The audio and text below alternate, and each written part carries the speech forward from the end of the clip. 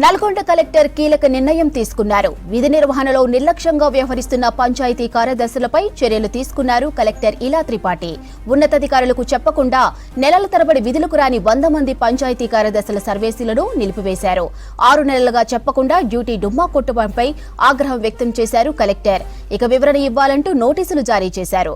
కొందరు విధులకు రాకుండా అనారోగ్యం పేరుతో జీతాలు తీసుకుంటున్నట్టు కలెక్టర్ విచారణలో తేలింది. దీంతో చర్యలు తీసుకున్నారు ఇలా త్రిపాఠి.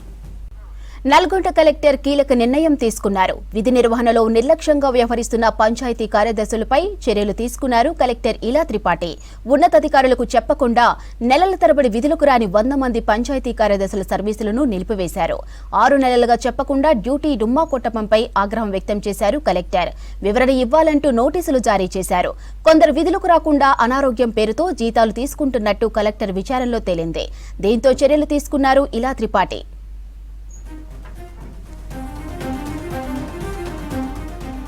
ఇక దీనిపై మరిన్ని వివరాలు శేఖర్ అందిస్తారు. శేఖర్, కార్యదర్శులపై కలెక్టర్ చర్యలకు కారణాలేంటి?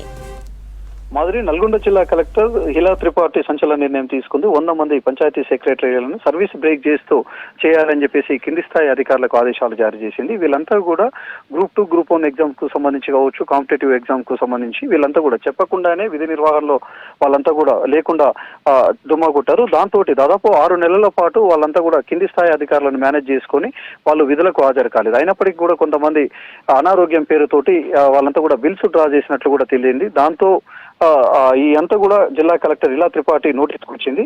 వెంటనే సీరియస్ అయిన కలెక్టర్ వాళ్ళందరినీ కూడా సర్వీస్ బుక్ లో ఎంటర్ చేయాలి. వాళ్ళ సర్వీస్ 100 మందికి సంబంధించిన పంచాయతీ సెక్రటరీలు ఎవరైతే ఉన్నారో వాళ్ళందరినీ కూడా ఈ 6 నెలల పాటు సర్వీస్ బ్రేక్ చేయాలి అని చెప్పేసి కూడా సీరియస్ అయినట్లు తెలుస్తుంది. అయితే ఇంకా గతంలో కూడా వీళ్ళంతా కూడా పంచాయతీ సెక్రటరీలు పెద్ద ఎత్తున పైరవీలు చేసినట్లు నోటీస్కి వచ్చింది. అప్పట్లో జిల్లా కలెక్టర్ గా ఉన్న నారాయణ రెడ్డి మీద ఒత్తిడి తెచ్చారు. మంత్రి దగ్గరికి వెళ్ళి అతనిపై ఫిర్యాదులు కూడా చేశారు.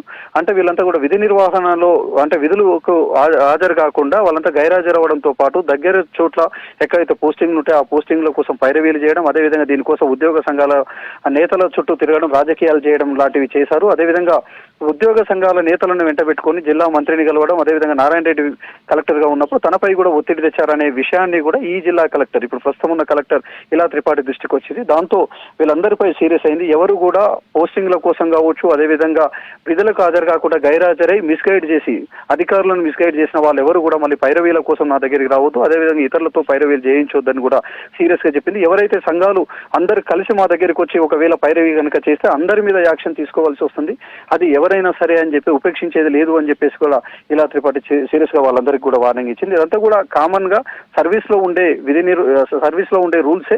ఈ రూల్స్ కు ఎవరైనా ఎగనెస్ట్ గా పోతే ఊరుకునేది లేదు అని చెప్పేసి కూడా సీరియస్ గా చెప్పింది. ఇప్పటికే వీళ్ళు ఎవరైతే ఈ 100 మంది విధులకు గైరాజరై ఇతరితర పనులకు వెళ్లిపోయారో వాళ్ళందరూ కూడా ఇప్పుడు పైరవీలు మొదలు పెట్టారు. ఉద్యోగాల సంఘాల పేరుతోటి ఆ సంఘాల నేతలను పట్టుకొని కొంతమంది పైసలు కూడా ముట్ట చెప్పినట్లు కూడా జిల్లా కలెక్టర్ దృష్టికి వచ్చింది. దాని మీద కూడా విచారణ జరుగుతుంది. మరోవైపు ఎవరైతే పోస్టింగ్ చేయకుండా వాళ్ళు విధి నిర్వహణలో లేకుండా వాళ్ళ సొంత పనులకు వెళ్లి కూడా జీతాలు తీసుకున్నారో ఆ జీతాలు తీసుకున్న వాళ్ళందరి మీద యాక్షన్ తీసుకోవాలి. అదేవిధంగా దానికి సహకరించిన అధికారులు ఎవరు అనే దాని మీద కూడా పూర్తి స్థాయిలో విచారణ కొనసాగించాలని జిల్లా కలెక్టర్ ఇలా త్రిపాఠి కింది స్థాయి ఉన్నత స్థాయి అధికారులకు ఆదేశాలు జారీ చేసింది. దాంతో ఇప్పుడు ప్రస్తుతం అయితే ఎంక్వైరీ జరుగుతుంది.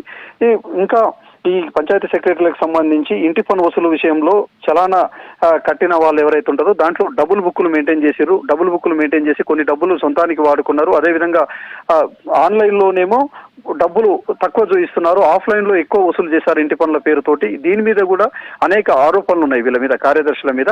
దీనిపై పూర్తి స్థాయిలో విచారణ జరిపించాలి. ఎవరెవరైతే అవినీతికి పాల్పడ్డారో వాళ్ళందరి మీద యాక్షన్ తీసుకోవాలని చెప్పేసి కూడా సీరియస్ గా ఆదేశాలు జారీ చేసినట్లు తెలుస్తుంది. మొత్తానికి మాత్రం జిల్లా పంచాయతీ సెక్రటరీలు గతంలో కొంతమంది, ఇందులో అందరూ అని కాదు, కొంతమంది ఏమో విధి నిర్వహణలో నిక్కచ్చిగా పనిచేసే వాళ్ళు ఉన్నారు, మరికొంతమంది కేవలం పైరవీలతో పోస్టింగ్ల కోసం, అదేవిధంగా ఎవరికైతే వాళ్ళు నివాసం ఉంటున్న ప్రాంతానికి దగ్గరలో ఉంటారో అక్కడ ఆ ప్రాంతానికే పోస్టింగ్ల కోసం పైరవీలు చేయడం, అదేవిధంగా రాజకీయాలు చేయడం, ఇట్లాంటి ఆరోపణలు ఉన్నాయి వాళ్ళ మీద.